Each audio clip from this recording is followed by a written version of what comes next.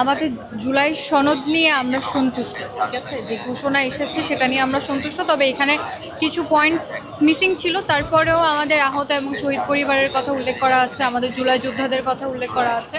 তো সেদিক থেকে আমরা সন্তুষ্ট। তবে আসলে আমরা অনেক ঘোষণাই শুনি, আমাদের ঘোষণাপত্রে যেসব বিষয়গুলো উল্লেখ করা আছে সেসব বিষয় যদি বাংলাদেশের মানুষ আসলে ধরে রাখতে পারে, সেক্ষেত্রেই আসলে আমরা নতুন বাংলাদেশ দেখতে পারবো।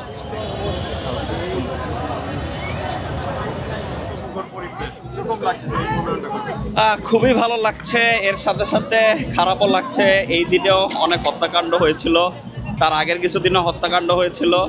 তো সব মিলাইয়ে আজকের দিনে স্বৈরাচার শাসকের পতন হওয়াতে সবাই বেশ খুশি। এখন আমরা চাই হচ্ছে নতুন উদ্যমে দেশকে এগিয়ে নিয়ে যাওয়ার, এবং আমাদের দেশের ভালোর জন্য যা হয় আশা করি সামনে যিনি আসবেন উনি ওইভাবেই কাজ করে যাবেন।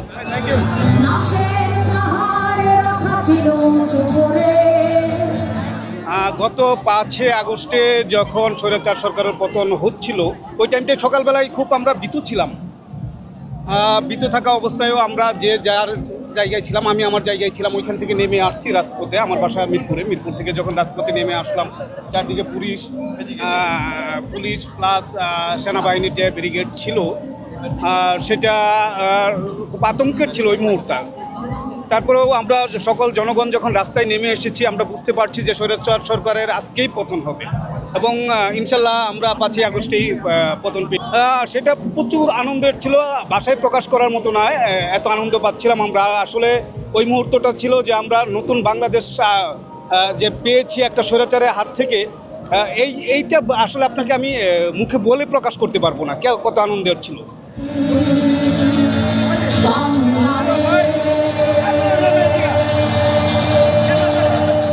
আমরা রাতের বেলা ভোট দিতে চাই না, জনগণ তাদের নিজেদের ভোটাধিকার প্রয়োগ করতে চায়। এটা ইনশাল্লাহ সামনে আমরা করতে পারবো, এটাই আশা করি। স্বৈরাচার ফ্যাসিস্ট হাসিনা আজকের এই দিনে পলায়ন করেছে। আজকে 5 আগস্ট আমাদের স্বাধীনতা দিবস। এই দিনে আমরা স্বৈরাচার ফ্যাসিস্ট হাসিনাকে তাড়িয়ে তুলেছি, এজন্য আমরা খুবই আনন্দিত। তাছাড়া আজকে এত সুন্দর একটা আয়োজন করেছে, এই আয়োজনে আমরা খুবই সুন্দরভাবে উপলব্ধি করতে পেরেছি, খুব সুন্দরভাবে সেই আগের দিনটাকে উপলব্ধি করে আনন্দ করতে পেরেছি, এজন্য খুবই ভালো লাগছে। 36শে জুলাই বলতে আমরা ঘরে ঠিক মতন খাওয়া দাওয়া ঘুম কিছু হতো না, পরে যখন বাচ্চা একটু দাঁড় হইলো আবার বেরোতে চাইলো। নামবো সবাই, খাওয়া দাওয়া হয় না, নাস্তা হয় নাই, কিন্তু আমরা বাসার সবাই নামার জন্য প্রস্তুত ছিলাম। যে এরকম পরিস্থিতি যাই হোক, আমরা সবাই বাসার সবাই আমরা নামবো।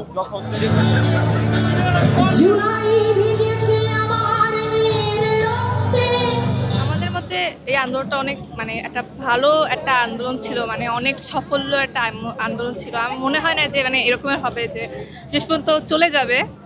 আমি মনে করছি যে সফল হবে এটা ভাবি নাই, সত্যি কথা।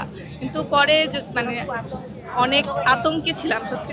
যেদিন 5ই আগস্ট যেদিন হয়েছে, ওই দিন রাত্রেবেলা আমার বোন পুরাই কান্নাকাটি করে একদম, ও ভাবছে কিছুই হবে না, সকালবেলা হ্যাঁ ভাবছে ও যাবে না, ও কোনোভাবেই নামবে না। তাও সকালবেলা উঠে একটা আশা পাইছি যে হবে। তারপর এটা স্বৈরাচারের দিবা স্বপ্ন, এটা আসলে বাস্তবে কোনো স্বপ্ন না, অথবা বাস্তবে এটা কখনোই প্রতিফলিত হবে না। কারণ স্বৈরাচার যে একবার চলে যায় সেই কখনো আর ফিরে না। এটা যদি যারা বলেও থাকে তারা এটা কল্পনার জগতে আছে, তারা বাস্তবে তারা এখন পর্যন্ত এটা সম্ভব হবে না কখনো। উনি আসলে দেশপ্রেমের জন্য নিজেকে উনি বাংলাদেশে এখনও কাজ করে সামনে এগিয়ে নিয়ে যাচ্ছে। ওনার মাঝে দেশের টাকা বিদেশে পাচার করা এরকম কোনো মনোভাব নেই। ওনার মাঝে আছে অনাহারে থাকা মানুষগুলো, তারা খাবার যাতে খেতে পারে পেট ভরে, রাস্তায় যাদের মাথার উপর ছাদ নাই তারা যাতে শান্তিতে বসবাস করতে পারে, সমাজে এবং রাষ্ট্রে যেখানে বিশৃঙ্খলা সেখানে যাতে শান্তি প্রতিষ্ঠিত হয়, এই লক্ষ্যে তিনি কাজ করছে। পুরো 17টা বছর ধরে বিভিন্ন নির্যাতন, বিভিন্ন হামলা মামলায় খুবই কষ্টদায়ক একটা বিষয় ছিল। যে মুখ দিয়ে কথা বলতো সে মুখ বন্ধ করে দেওয়া হতো। এখন আলহামদুলিল্লাহ উপর আল্লাহর অশেষ রহমতে 17টা বছর পরে একটা স্বাধীন সর্বভৌম রাষ্ট্র পেয়েছি। একটা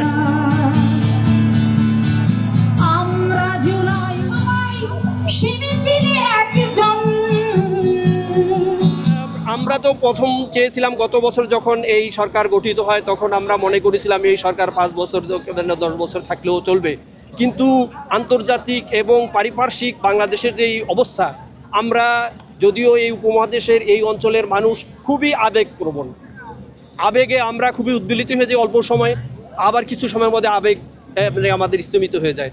এই আগের যেই 24-এর যে আবেগ ছিল আমাদের, আমরা তো মনে করছি বাংলাদেশে আর কখনো ঘুষ নীতি হবে না, কোনো দুর্নীতি হবে না, কোনো চাঁদাবাজি হবে না, কিন্তু দেখা যায় আমাদের এই প্রদীপের নিচে এই অন্ধকার, কিছু লোকের এই মনোবৃত্তির জন্য এই এখনো চাঁদাবাজি, ঘুষ, দুর্নীতি, রাহাজানি এবং সরকারি সম্পদ লুণ্ঠনের যে অবস্থা চলছে। আমরা চাই যে এই যেহেতু একটি বাংলাদেশ একটি নিয়মতান্ত্রিক এবং সাংবিধানিক সংসদীয় রাষ্ট্র, সুতরাং যত তাড়াতাড়ি সম্ভব সংসদীয় পদ্ধতি যদি ফিরে আসে তাহলে বাংলাদেশে মানুষের চিন্তা চেতনা এবং কৃষ্টি কালচার অনুযায়ী একটি সরকার হবে এবং দেশের উন্নয়ন হবে বলে আমরা মনে করি।